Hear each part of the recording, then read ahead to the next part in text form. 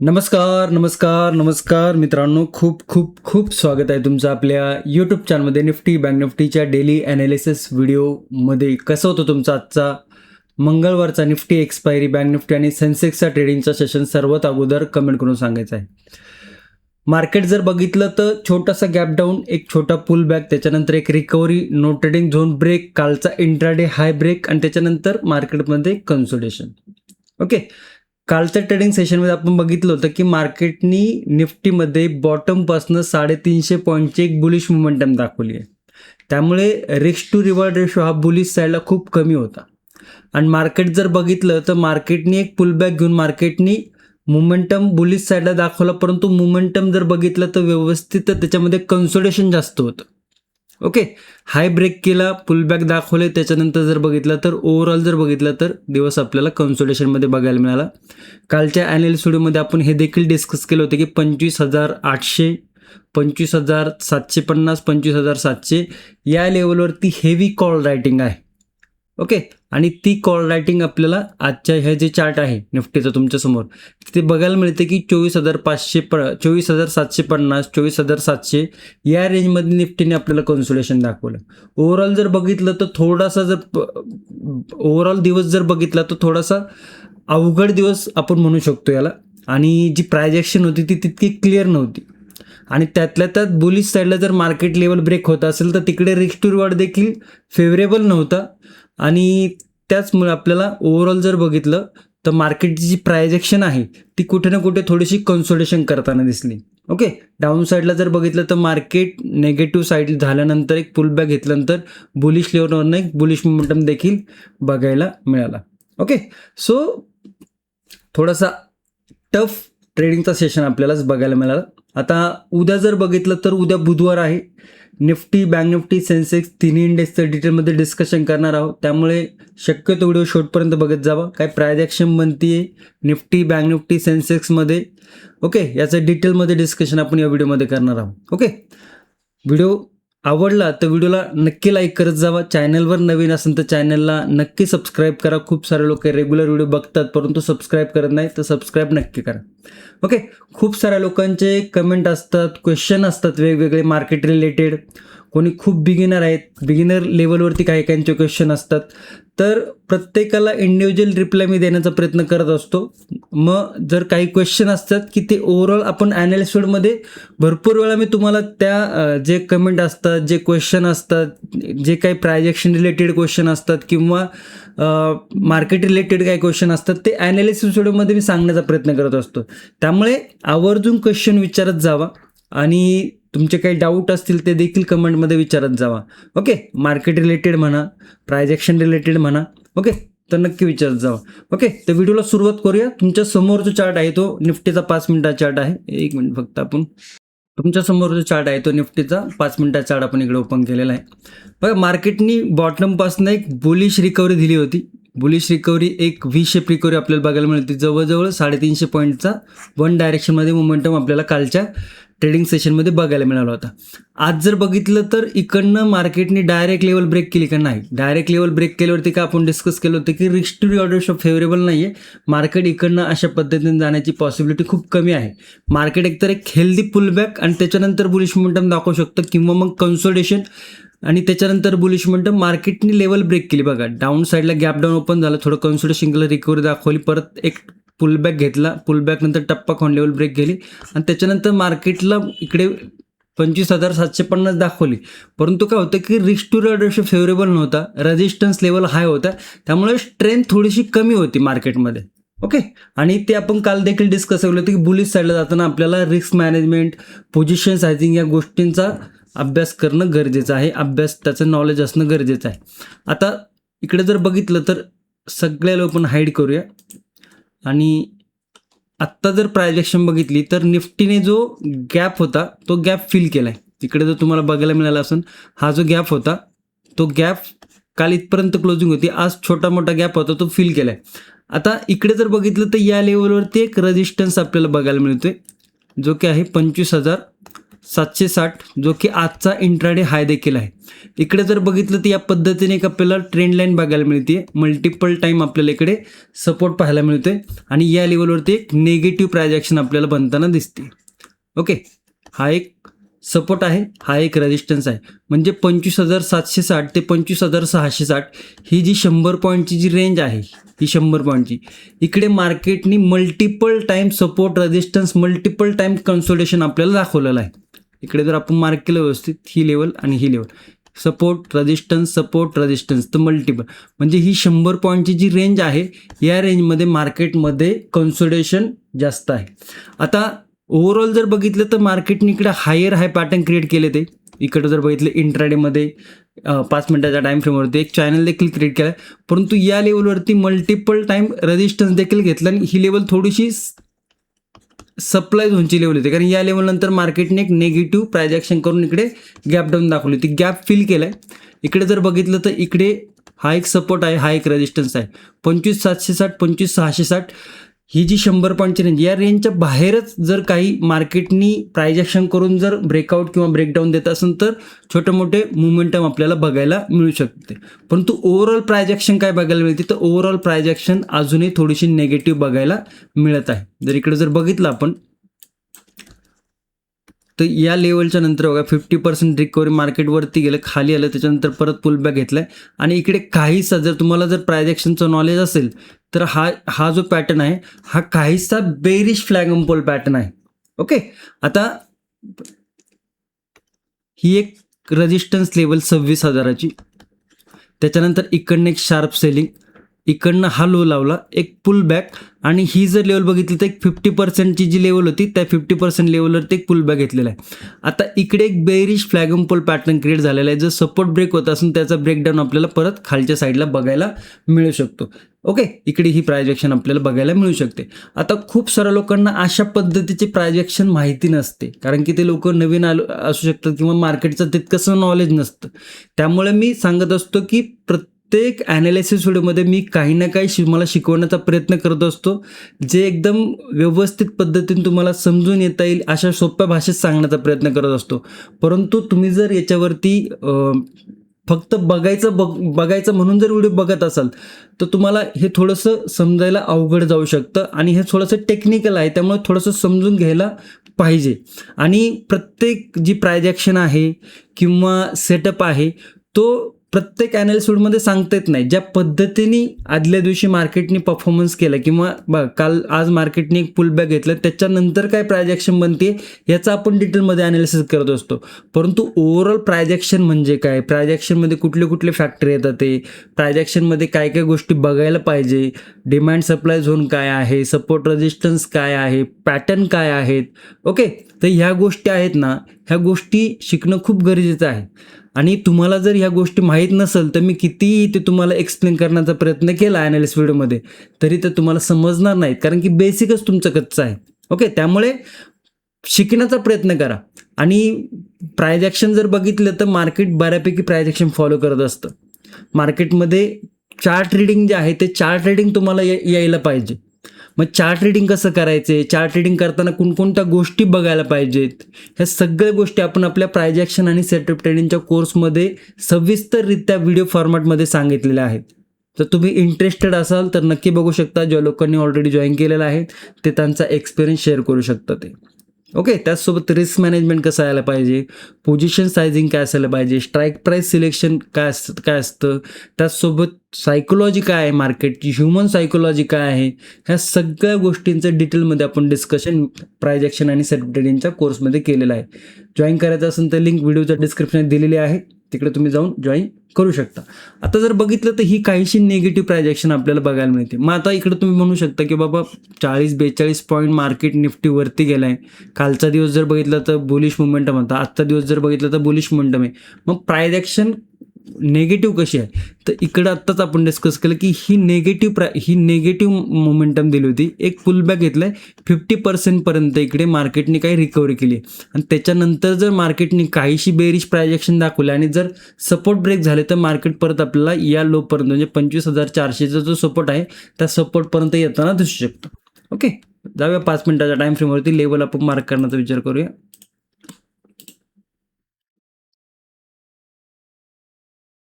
इकडे जर बघितलं तर ही ट्रेंड लाईन आपण आता डिस्कस करत होतो.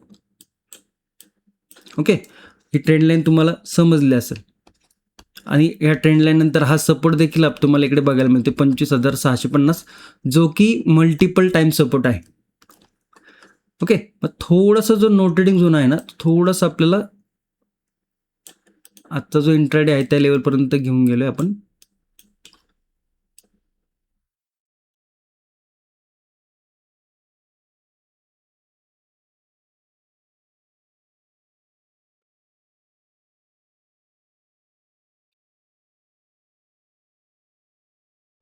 तर काय पाहायला मिळते इकडे आपल्याला, इकडे एक ट्रेंड लाईन आहे, इकडे एक स्विंग तयार केला होता, इकडनं एक रेजिस्टन्स घेतलं 25,760 या लेवलवरनं एक निगेटिव्ह प्रायजेक्शन. मार्केटने जर टप्पा खाऊन छोटीशी जर प्रायजेक्शन करून इकडे 25,650ची जर लेवल ब्रेक होतीये, तर आपल्याला एक निगेटिव्ह सिनारो, एक प्रायजेक्शन आहे ते थोडंसं निगेटिव्ह होऊन मार्केटमध्ये सपोर्ट बघायला मिळू शकतं. ते मग फर्स्ट सपोर्ट काय बनतोय, 25,600 राऊंड लेवल आहे या लेवलवरती.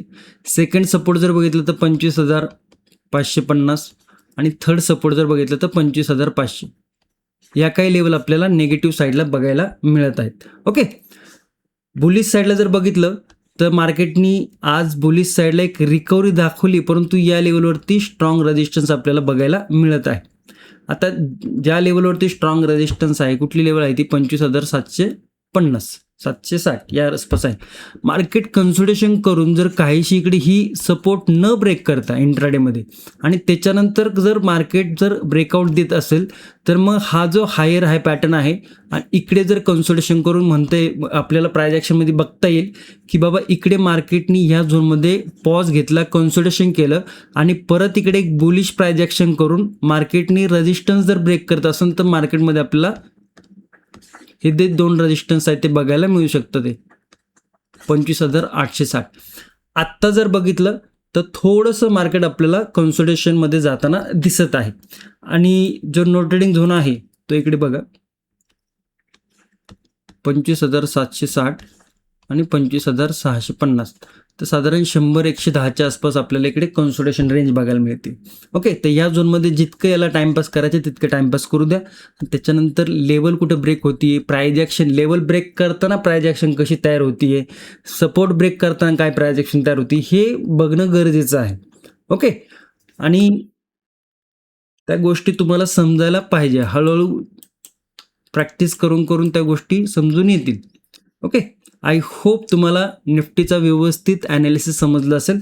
गॅप अप जर ओपन होत असेल तर काहीसा बुलिश मुवमेंट म्हणजे गॅप अप ओपन नंतर एक पॉझिटिव्ह आपल्याला ओपनिंग बघायला जर मिळाली, तर थोडंसं मार्केट आपल्याला या रेंजमध्ये कन्सोलिडेशन करून जर इंट्राडे हाय ब्रेक करत असेल तर परत एक बुलिश मोमेंटम बघायला मिळू शकतो. परंतु जर फ्लॅट ओपन किंवा गॅप डाऊन ओपन जर छोटं मोठं झालं आणि त्याच्यानंतर जर सपोर्ट ब्रेक होत असेल तर हा थोडासा निगेटिव्ह सिनारो बघायला मिळू शकतो. ओव्हरऑल जर बघितलं तर प्रायजेक्शन थोडीशी आपल्याला निगेटिव्ह बघायला मिळते, परंतु हा जो सपोर्ट आहे त्या लेवलच्या खाली 25,650च्या खाली. ओके, सो लेवल तुम्ही तुमच्या चार्टवरती नोट करून ठेवू शकता. बँक निफ्टीकडे जाऊया.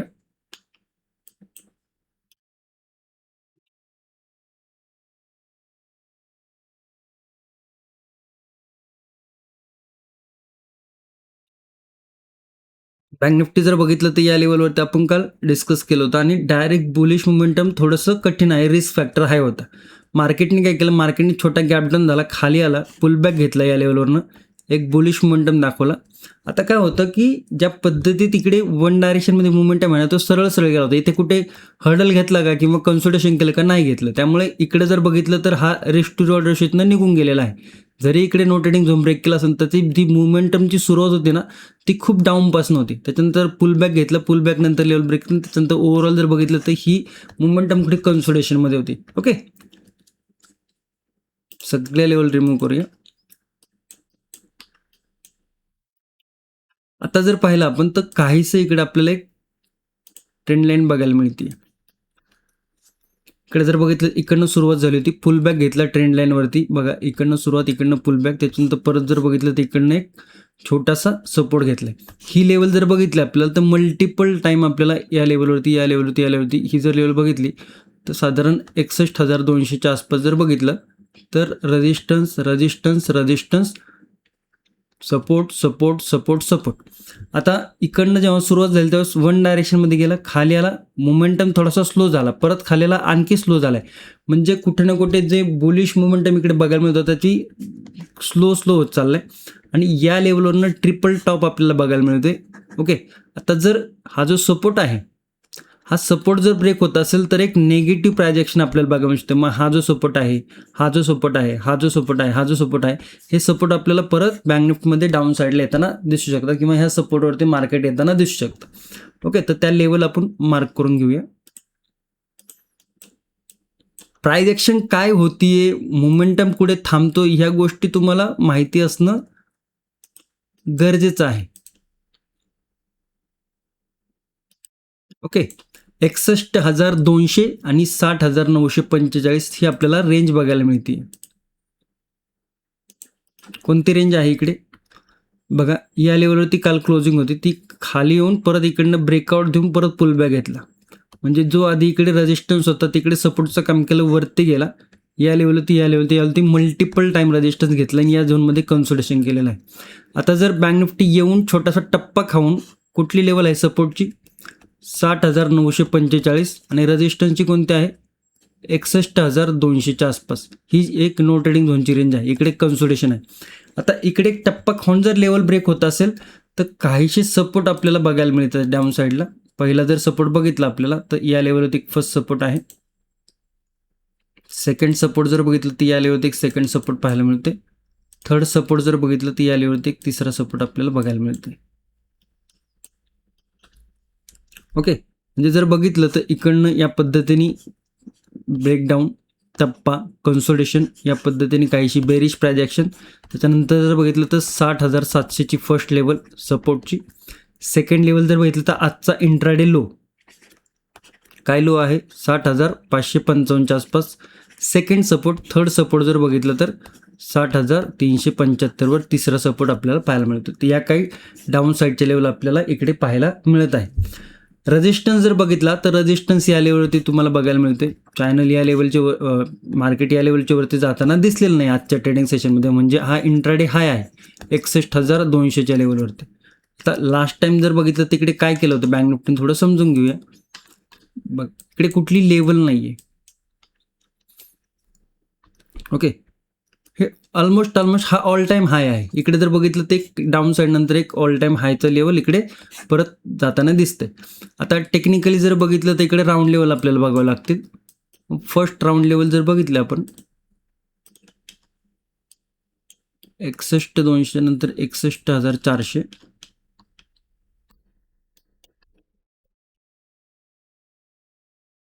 61,500.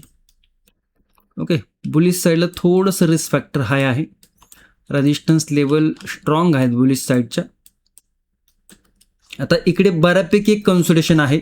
आज जर बघितलं बऱ्यापैकी डाऊन साईडला येऊन पुलबॅक घेऊन जर ही सपोर्ट ब्रेक न करता मार्केट परत पुलबॅक घेऊन वरती येत असेल तर काहीसं जर आपल्याला अशा पद्धतीने प्राइस ॲक्शन जर बघायला मिळत असेल बुलिश साईडला आणि त्याच्यानंतर जर इंट्राडे हाय ब्रेक होत असेल तर इकडे बुलिश साईडला आपल्याला काही लेवल बघायला मिळू शकतात. 61,400 आणि 61,500.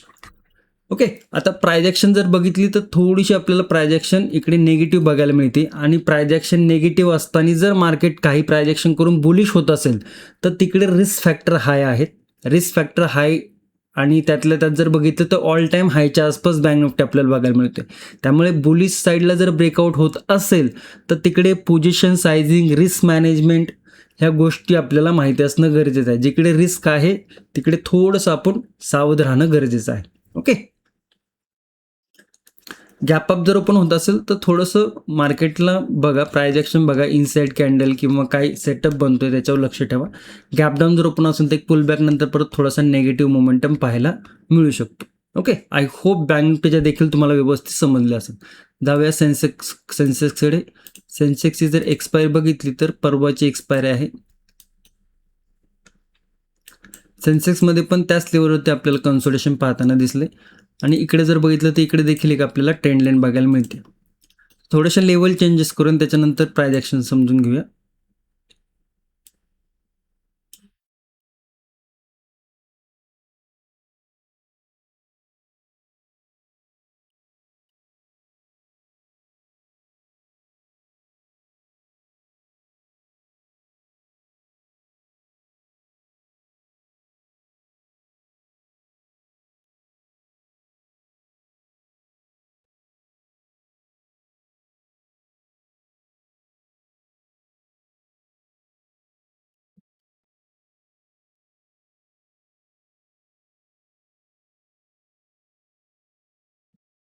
प्राइस ॲक्शन समजून घ्या की मार्केटनी या लेवलवरनं ट्रेंड लाईन करत मार्केट या लेवलवरती बघा हायर हाय हायर हाय हायर हाय हायर हाय हाय आणि परत लो. आणि इकडे जर बघितलं तर इकडे जे हायर हाय पॅटर्न चालत होता, इकडे जर बघितलं तर एक हाय लावला, एक आणखी एक हाय लावला आणि एक नवीन लो लावलाय.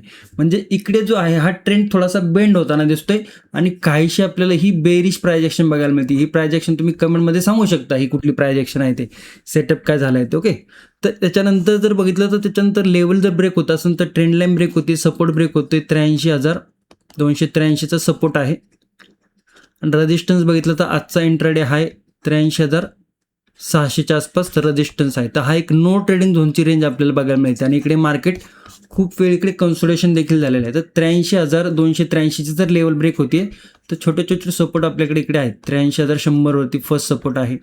सेकंड सपोर्ट जर बघितलं तर 82,985. थर्ड सपोर्ट 82,820 आणि आणखी एक सपोर्ट आहे 82,694च्या आसपास. हे सपोर्ट आपल्याला डाऊन साईडला बघायला मिळत आहे सेन्सेक्समध्ये. ओके, बुलिश साईडला जर बघितलं तर हा जो रेजिस्टन्स आहे या इकडे मल्टिपल टाईम रेजिस्टन्स घेतलेला आहे. इकडे जर मार्केट काही कन्सोलेशन करून जर हाय ब्रेक होत असेल तर त्याच्यानंतर काहीशे लेवल आहेत 83,800, 83,900 आणि साधारण 84,000.